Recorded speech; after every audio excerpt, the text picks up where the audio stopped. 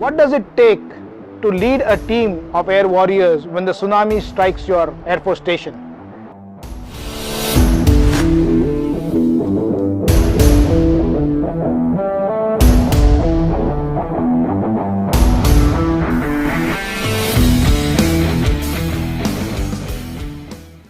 Hello everybody, and thank you for joining us on the Crew Room Conversations.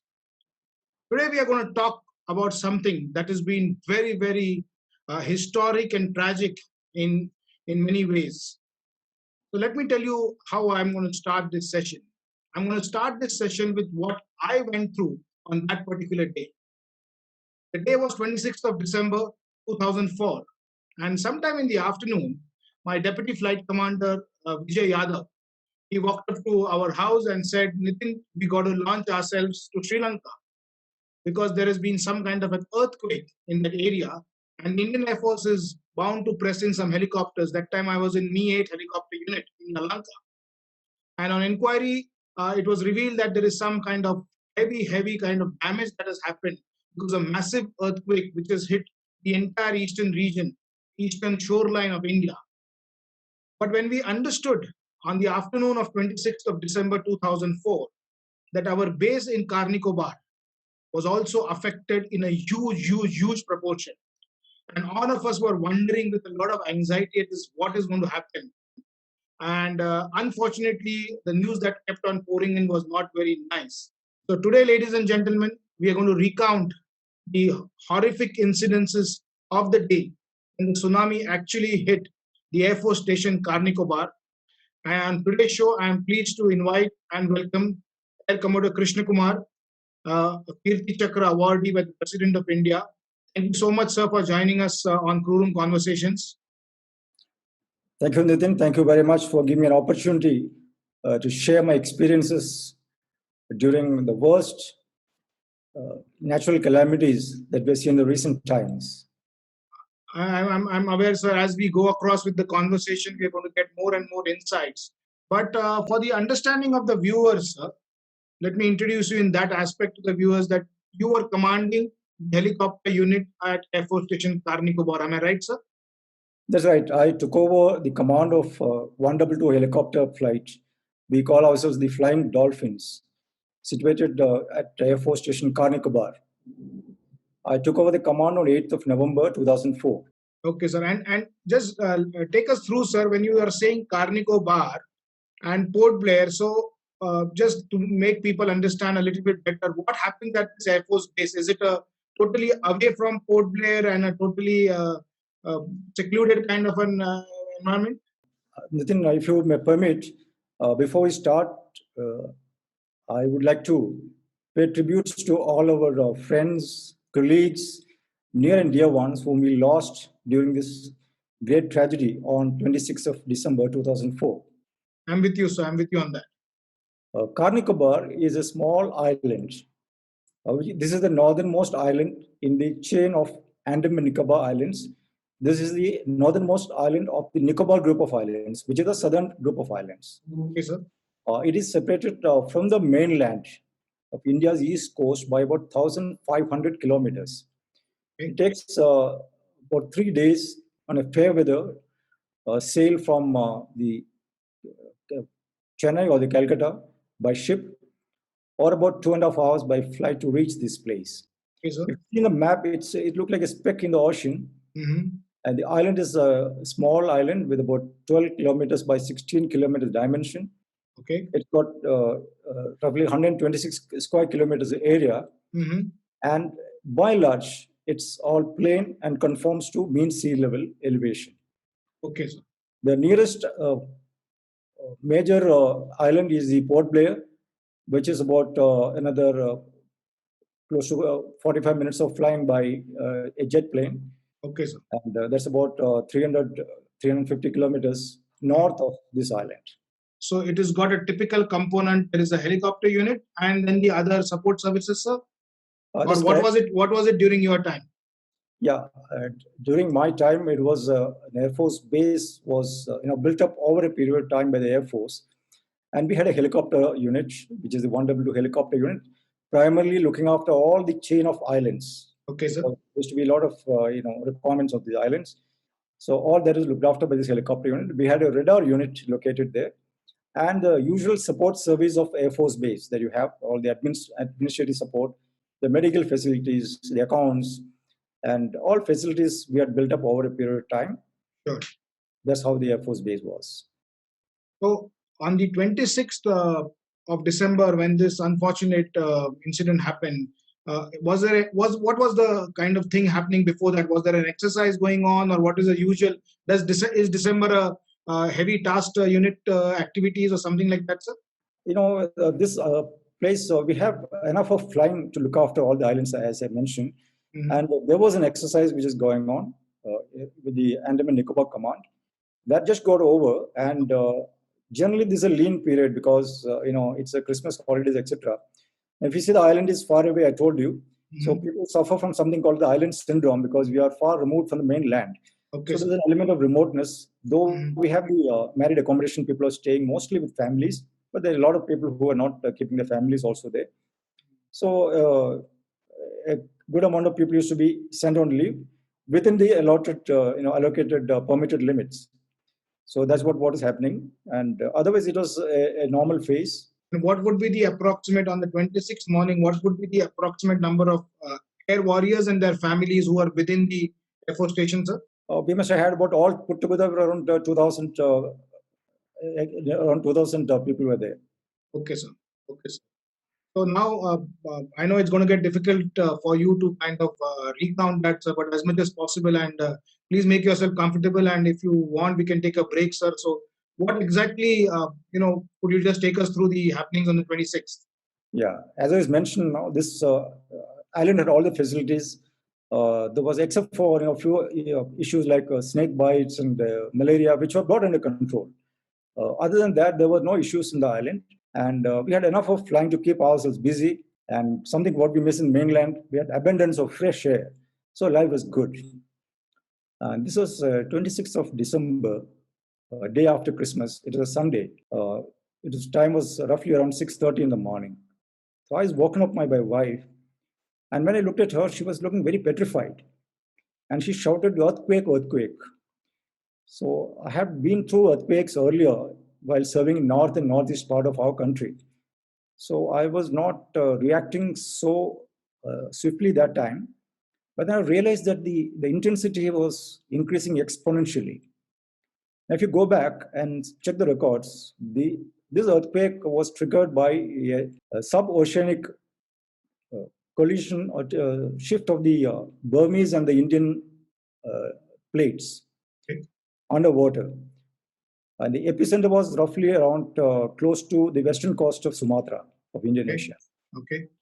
It is estimated that the energy which was generated by this was equivalent to 23,000 atomic bombs, which was dropped in Hiroshima. That is the Okay. kind of energy which was created by this sub-oceanic shifting of the plates. And it was recorded 9.1 to 9.3 on the scale. Now, if you see the fault line, the Sumatra and the Andaman Nicobar group of islands, laterally we are very close to the epicenter. Okay, sir. That is the reason why we also had the almost same intensity of the earthquake. Okay, sir. Now, from now on, events are happening pretty fast. Mm-hmm. My wife ran out to open the door. Okay. Towards the door. I went to the children's room. My daughter was about 13-year-old. She was thrown off the bed. Okay. She protected herself and started running behind my wife. I picked up my son, who was about 8-year-old, and all three of us trying to run and get out of the house. We were getting tossed from wall to wall. The intensity was so high. Okay. We could hear the rumbling noise of the earth below, and there was rocking motion in all three planes. Okay. And it was unable to move, and we thought we were going to get trapped in the house, and the house is going to collapse. Right. Right. My wife could not open the front door because it was jammed. It was a metallic frame door, so Right. the frame had got jammed. Mm. So luckily for us, the rear door was a wooden door, and we could open that, and all of us came out, and we just came and stood behind the house. Okay. The entire island was experiencing the same trauma at this time. Okay, sir. There were some buildings collapsing. We stood there, and it is estimated that the earthquake lasted for about 10 minutes. 10 minutes, sir. That's what the records say. Yeah, I understand, sir. Yes. Yeah, together, the build up to the intense phase and then the dying down phase. And we were waiting there, and slowly earthquake died down. And when you're saying we are waiting, like a typical Air Force station, were the houses a block of four, sir, the way it happens in any other Air Force station? The houses were a block of 4 houses, ground plus 1. Yeah. And the roofs were tin roofs because the constructions were earthquake resistant construction. So the roof was made light. Okay, sir. Like my house and the station commander's house are independent houses. Okay. And they were located quite close to the seashore. That is about 100 meters from the seashore. Okay. That is the location. Now, after this is over, one knows that immediately after that there's not going to be any major earthquake. There'll be aftershocks, but they'll be of lesser intensity. Right. So we moved in front of the house, did an external survey of the house. Everything is okay. That's the time the station commander, who is the boss of the Air Force base, yes, Captain Bandyopadhyaya, V.V. Bandyopadhyaya, he drove past and he gave me a thumbs up. Okay. So I also told him, yes, everything is fine. Then I told my wife, we can relax now. I'll go to the office. I would like to have a look at the helicopters and any other damage and around any other problems. So I said, I'll go inside and change my dress and go. So I came in from the rear door again and got into my house. Everything was thrown as if somebody had done it with vengeance. Right. It was quite a scary sight. Then I went to the bedroom to change my dress. Now remember, all of us means in the entire Air Force, everyone had come out of the houses in night suits. Okay. So I took off my top to change into flying clothing. I took my top and then I heard my wife screaming something. I was wondering as to what is this now, because there was no more earthquake. His house collapsing. Right. But the survival instinct in me said that leave everything and just run. Okay. So I left everything and came out of the house, ran out of the house. Probably that split-second decision saved my life, because by the time I came in front of the house, okay, what I saw was my wife was struggling to open the gate of the house. Okay. With my children, and the sea, which had churned up water, it was very murky water, about 4 feet high. It was an invasion of the sea onto the land, and it had entered my lawns already. 4 feet already entered into your lawns. So I also ran. We opened the gate. We ran out. Now, simultaneously, what is happening is that there's one young officer called by the name of Flight Lieutenant Vijay, Flying Officer Vijay, first floor of his officer's mess, right, where his room was, and he was seeing this sea water receding. Okay. And every search, it was advancing more and more. So he sensed some danger, and he cautioned everyone, shouted at everyone that the sea is coming in. Run towards the runway. Okay. The runway of Karni Kabah is about 1.5 kilometers landwards into the land. Into the land, so from approximately from your house, one could say about a kilometer was the distance, sir? Approximately a kilometer plus. Okay. Was the distance there. But at the same time, hoping against hope, we thought we'll run towards the center of the island. Okay. Hence, we all started running towards the runway. Now, events have happened very fast, pretty faster than even memory could record. Right, right. My wife and one officer, Wing Commander Shukla, came in his Maruti car. He stopped. He had some space. He put my wife and son into the car and drove off. Myself and my daughter were running all barefoot. We're running. And also my wife had looked back and she saw one wave crashing onto my house in the meantime. Okay. Okay. Yeah. But I didn't look back. I continued running. And we ran and somewhere close to the mechanical transport section, empty section, what we call, where we have the vehicles. I told my daughter to continue going ahead. She was quite disoriented. So you just go ahead. Let me go and pick up my vehicle. I had an ambassador car as an official car those days. Yeah. So I picked up a car. I knew because a lot of families, ladies and children, who would be struggling to run, So I came into the domestic area. And sure enough, there are a lot of people in night gowns and all, in town gowns, the children, and we could see death on their face. That is the kind of expression. I put maximum number of people in the ambassador, came, dropped them next to the runway, came back. I was crossing. Now again, I crossed the station commander in his vehicle. So he stopped me. He told me, KK, what is happening? Because at that time, if you remember, not many people knew about tsunami. That is a fact. I mean, nobody. Honestly, sir, you are at least using the word "not many people." In my opinion, nobody knew. Probably some students of geography knew. Yeah. So we were at a loss anyway. So I said, okay, sir. He asked me, what is happening, KK? Can you get airborne? So I Okay. immediately reversed the vehicle. I went to the dispersal, where we call the dispersal, where the helicopters are parked. As you're aware, in Karnikobar we have one helicopter 24/7, which is parked all the time for any rescue of any of the islands. Correct. So anyway, I did a quick external inspection of the helicopter to assess its fitness to fly, and I looked for co-pilot. My same officer, Flying Officer Vijay, was available. I had a flight engineer in Sergeant Das and a gunner or a load master in Sergeant D.K. Sharma.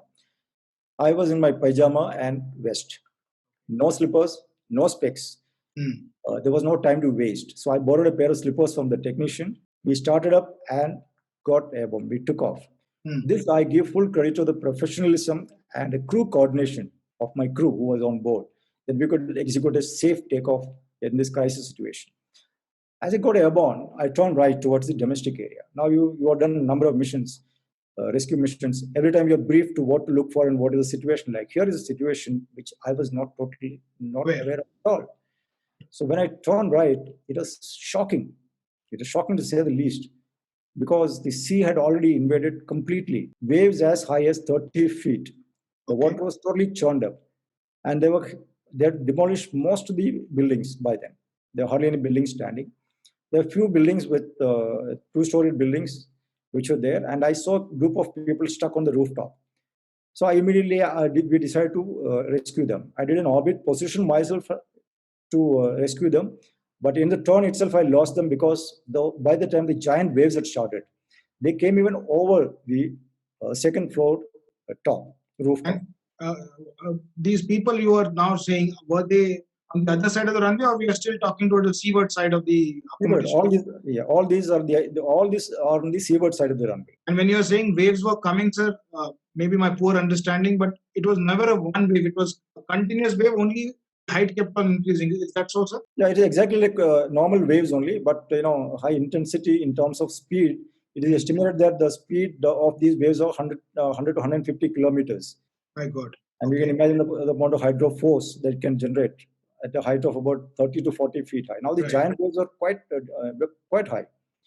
And each wave would come, it will demolish whatever it's standing on its way, and it will go back few kilometers inside, and then the next wave. That is a kind of and if you can hold your thought here, when you have already got airborne, you've turned right, you've tried to pick up the same survivors in the orbit, and you've lost them. Yeah. I would be intrigued to ask you a question, sir. Were you aware where ma'am and the kids were at this moment? To be frank, everyone asked me this question. I had told them run towards the runway.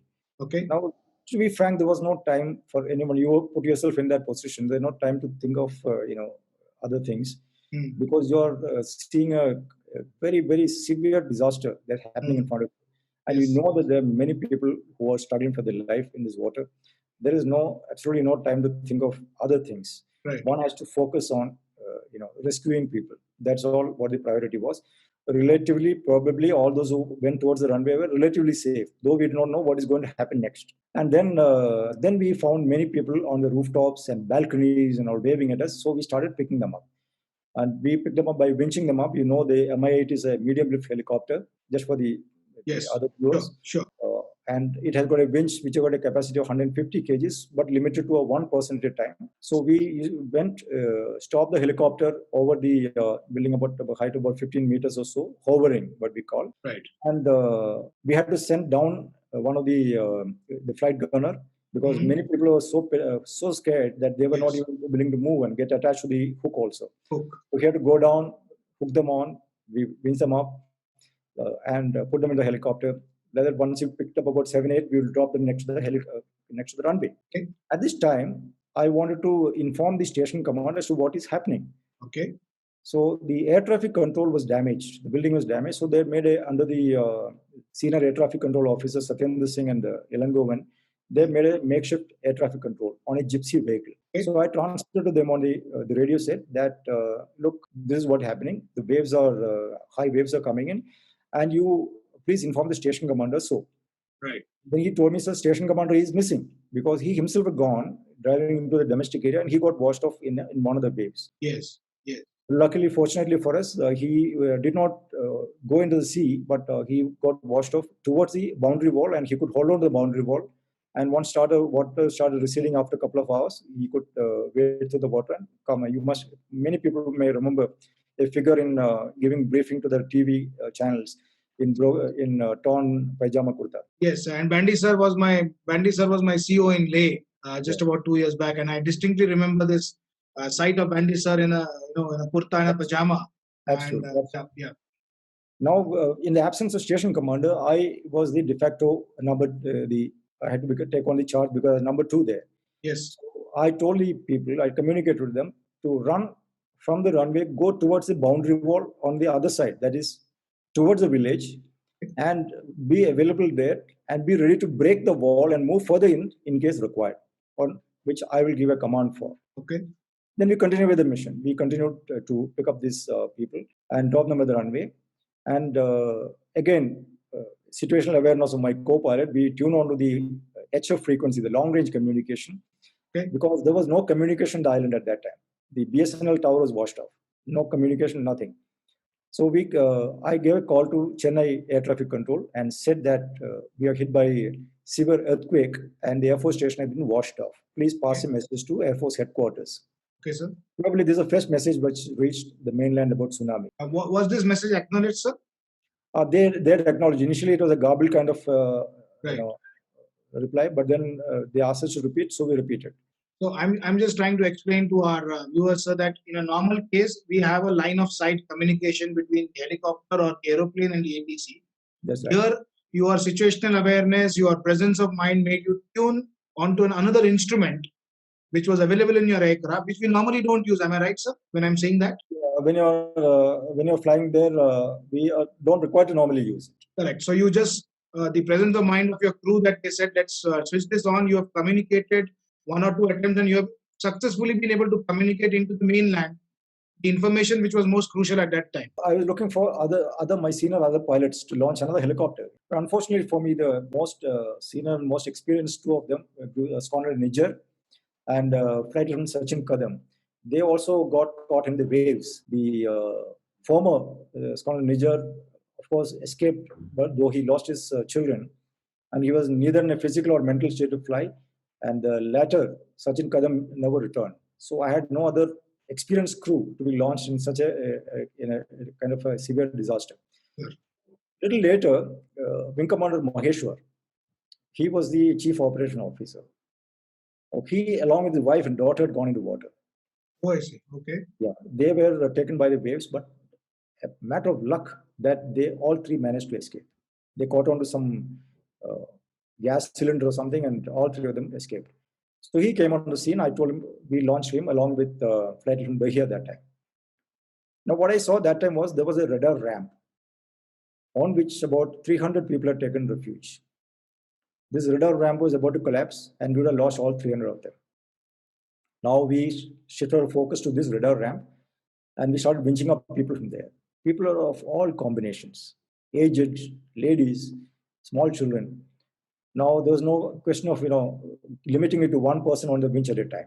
I had a very energetic young Sergeant Sandhu with me, a technician. Mm-hmm. So we dropped him on the radar ramp, and I told him to hook up people by weight, 2 or 3 in combinations, and we pulled them out and put them all. And by the time it became about 18 of them in the helicopter, dropped them on the runway.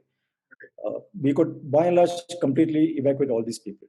Okay, sir. By now, I found the waves had slowly started subsiding. Okay. So I passed a message to the people through the air traffic control. Now, not to panic. For the time being, the onslaught seems to have, This could be approximately, in terms of flying time, about an hour would have passed, sir? Yeah, about 45 minutes or so, 45 minutes an hour or so. And your same aircraft, which was on SAR, which was refueled to a capability that it was doing this mission? That's correct.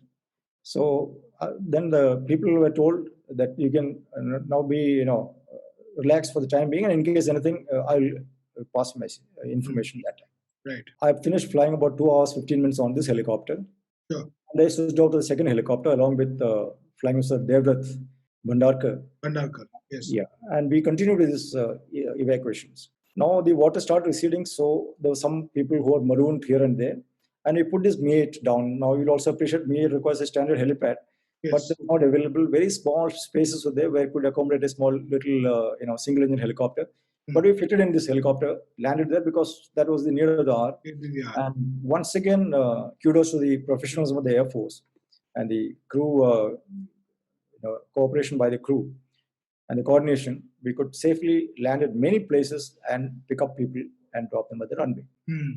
While all this was happening, there were a couple of things happening on the ground also. Once water started receding, small teams were formed under the leadership of Secondary Sudhakar, Second Leader Satyendra, then Ilangovan, Srinivas, Satyan, Shiva, and Secondary Pramod. All of them for small teams, and they started wading through water and started looking for survivors. So this is also parallelly happening. It is a very Herculean task because there are a lot of creepers, crawlers, and it was very slushy to go through the water, and the sea had invaded actually. And also there were bodies started surfacing. Yeah. Now we start taking a head count, and we found many people are missing. Just to give me the context of when you say many, obviously, I mean, it's difficult for you to recollect, but the numbers must have been quite scary. I'm saying 100. From the Air Force, we lost about 106, if my memory is correct. 106 from the whole island, more than close to about 2,000 odd people lost. So that is a kind of loss. Unlike in a normal earthquake did not take away many people because the buildings did not collapse because of the construction, but the tsunami took the lives. Right. And on ground, people had no water, not a drop of water to drink, not to talk of food. The medical setup was completely washed off. Our senior doctor was washed off. So there was no medical facility at all. And my wife was the senior most lady that time because station commander's wife was out of station. So she, along with a few others, went on consoling people and trying to give them, whatever little available here and there, basically consoling them, especially those who lost the people, the near and dear ones. There were many people. They lost in many combinations. Some lost wife and children, some lost husbands, some lost only children. And they were all sitting there, you can imagine, in a highly traumatized state. There was a wing commander, the commanding officer Chabra. He had lost his wife, but hats off to him. Despite all that, he asked his son to sit there only, and then he went on doing whatever rescue from on the ground possible. So those kind of, the intensity of wave could be assessed from the air because I saw huge trees. We had gigantic trees there. They were floating like twigs, and huge containers were floating like small cylinders. That is the kind of force this waves had. Nothing could stand on its way. Right. And everything, it had taken off maybe in 20 minutes to half an hour's time. It clearly washed off everything what was required. And by about 5 hours, 15 minutes, I flew in 2 helicopters. Right. No water to drink. You know how careful we are about pre-flight meals and things like that. But none of us had water to drink, nothing to eat. But then, one thing that the Air Force teaches us, selfless service. When you get an opportunity, you got another life, you don't bother about these kind of things. I'm just highlighting this. 5 hours of 15 minutes of flying in peacetime also is extremely difficult for us. But to do that much, basically, it just tells us the endurance, the limit of human endurance. I agree with you, sir. And I know one point that has always been discussed at length and has been told to all of us, which is so true, sir, that we actually have to also take care of the safety. I'm just saying and extrapolating the information that you are giving to us, that it should not happen that the aircraft becomes unserviceable because something that you have done. So the possibility of saving more number of lives is only limited or is possible when you do a good mission or a good landing. So every survivor and every winch that you get up, you get the person up, you have to be as much. So 5 hours or 15 minutes, I'm just drawing a parallel, sir. 5 hours or 15 minutes on a straight leg. And this is a totally action-packed real life where you don't know about what's happening to your family. So I do admit that it must have been very challenging. It certainly was very, very challenging. Definitely, it was challenging, both physically as well as mental stress-wise. But again, when I said, no, we are in that kind of mental state that we are not bothered about this kind of. All these things, stress caught up a little later, after flying was over. But while flying, it was basically to, like you said, complete the mission, but safely. Sure. That is the reason why I could not launch. We had some junior pilots with me, but I could not launch them immediately. I told him to wait for somebody on senior to come on the scene because it is futile losing a helicopter That's trying to right, save sir. his life. It would have added to the entire trauma.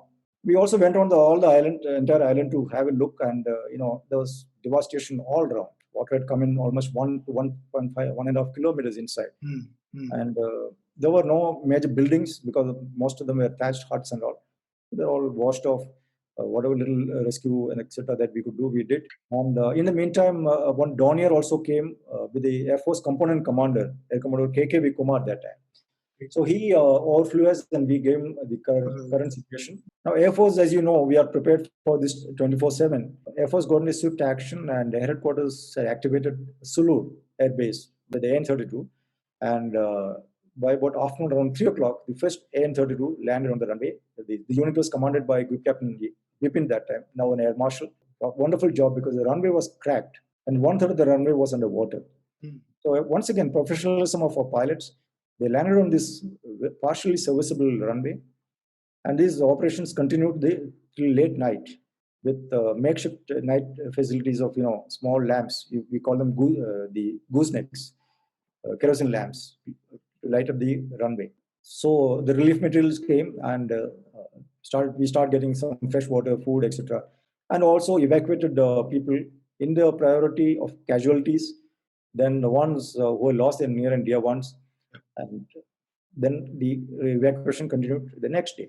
So that night, we all slept on the runway. It was once again a traumatic because there were bodies of, there were 28 odd bodies we could retrieve that day. And we did a partial cremation because there was nothing to cremate them. So it kind of, with kerosene extra, we cremated them. And identifying the body, most of the body had become mutilated by afternoon because of the high temperature and humidity of that place. And the night was once again scary with a lot of aftershocks. Ladies and children were there. By next day, the IL-76, the mighty jets came, landed, and further evacuation took place. And we evacuated all the personnel from the island who all wanted to go out, Air Force and civilians, everyone. At the Air Force station, 50 of us stayed back as a team. Yes. And I continued flying there for the next 10 days or so with my team because every island had faced the same problem. Right. Whenever you landed in any of these places, it used to have a very strong smell of decomposed human bodies that told us the magnitude of the loss of lives. Yeah. And 10 days we were there.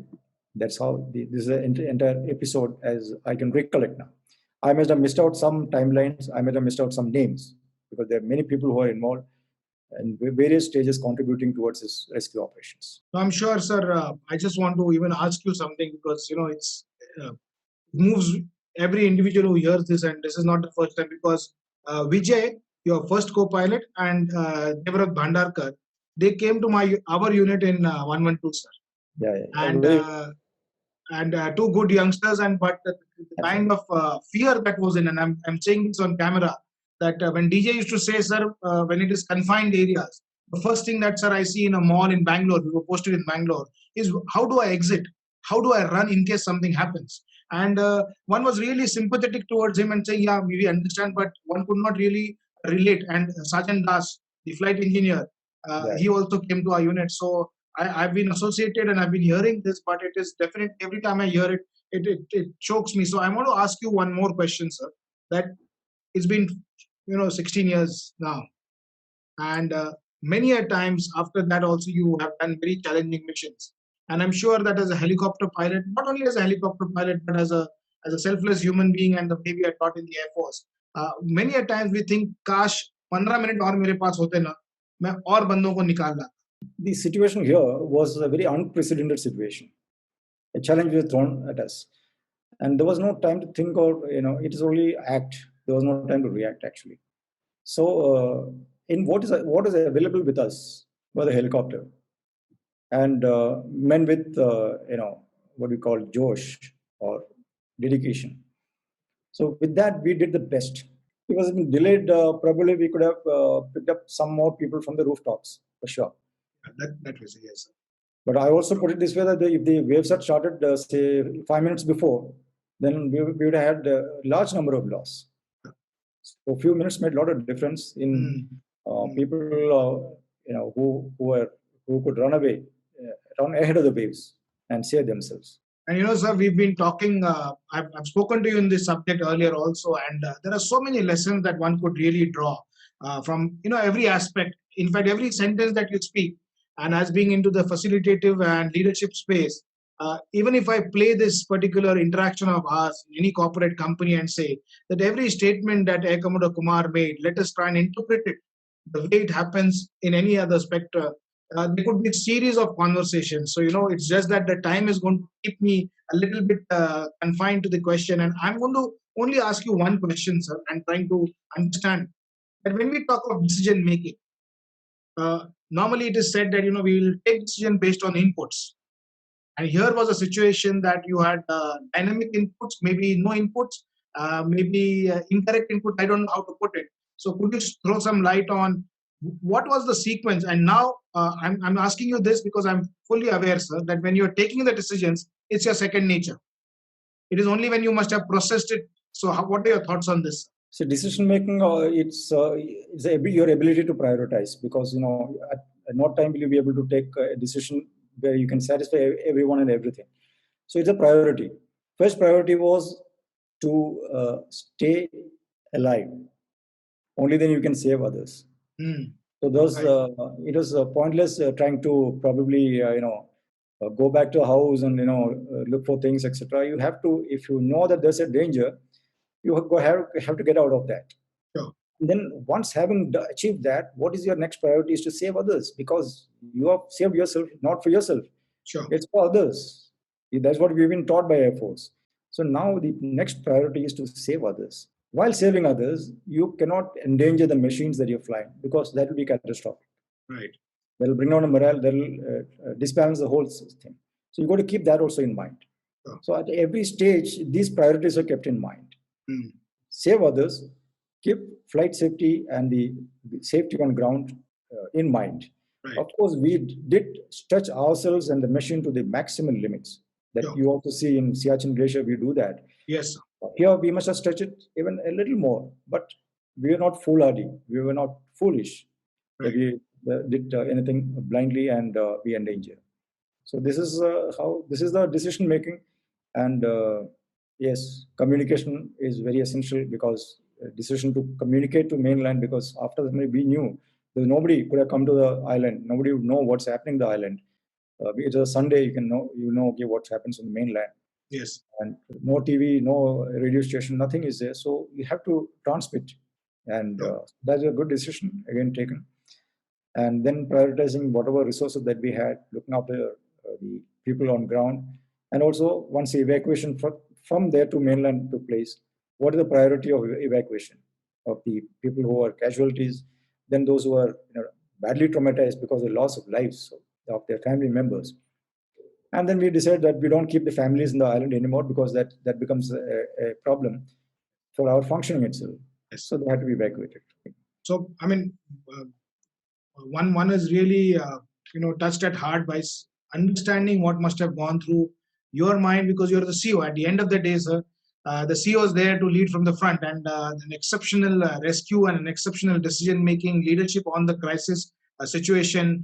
I am fully aware, sir, that the photograph which is behind you on your left shoulder is you receiving the Kirti Chakra from the President of India that time. I think it was Abdul Kalam, sir? Yeah, it was Dr. Abdul Kalam. Right. And I'm also aware that even Vijay was honored with the Shaurya Chakra, and DJ got a VM Gallantry. So these awards are, yes, of course, they are a recognition, but more than that, sir, I think the feeling that you've been able to do something which was for what you have been trained. It's the first time, I'm sure, many friends of ours are going to listen to the person who's been there on the site, I'm saying.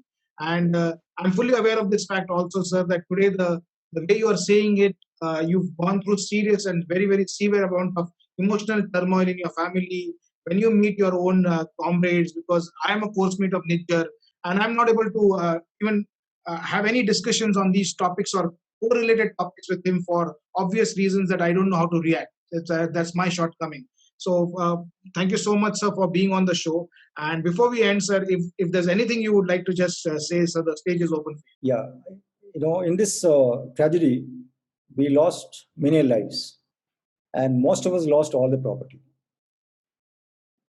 But despite all that, during this unprecedented, uncertain episode, we as human beings, we rose to the occasion. And despite the loss of life and property, and with no resource at hand, we took on the challenge that was thrown at us. As the air warriors, the selfless dedication of the air warriors who are operating at the outer limits of our human endurance, which amply highlights the ethos of Indian Air Force. So I'm very thankful to the Indian Air Force, the National Defense Academy, and the school. I'm from Science School, Karakotam, because you learn all these things over the years. So Yes. every one of us, each one of us. Yes. So this is the message. I'm ever thankful and given an opportunity. I also must just mention here the awards. After the episode was over, I told all my people, I said, we have just done what we are expected to do. We are not done anything exceptional. We are not done anything extra because we are alive, so we could help the other people. So I am not going to recommend anyone for any awards, but the Air Force has its own ways of recognizing the efforts. And that's how a lot of people got very gallantry awards, rightly, in the eyes of the higher authorities, rightly so. So it highlights the work ethos of Indian Air Force. Jai Hind. Thank you, sir. Thank you so much, sir, for being on the show. And you summed it up so beautifully, sir, that at the end of the day is the organizational culture. And today, you being a retired Air Commodore, me being a retired group captain, I'm sure both of us are as much confident that should the country need our helicopter fleet or the fighters or any of our air warriors, we are confident that the culture of the Air Force is such that our people who are there will rise up to every occasion that the country wants us. I think that's the confidence the Air Force has given us to say it openly today. And thank you so much, sir, for being on the show. That's all from my side, sir. It was great talking to you. And until we meet again, sir, goodbye and thank you. Thank you. Jai Hind, sir. Jai Hind. Jai Hind. So that is all from us, viewers, this time. Look forward to interacting with you time and again every fortnight. Do stay tuned. And if there are any specific questions that you are really wanting to know, feel free to connect with me on social media, on Twitter, LinkedIn. I will ensure that your questions go back to Air Commodore B.S.K. Kumar, and he will be more than happy to interact with any of you who wants to know what exactly happened or his thoughts on many aspects that he has just enumerated during our interactions. So thank you very much. That's all from our side. Good day and Jai Hind.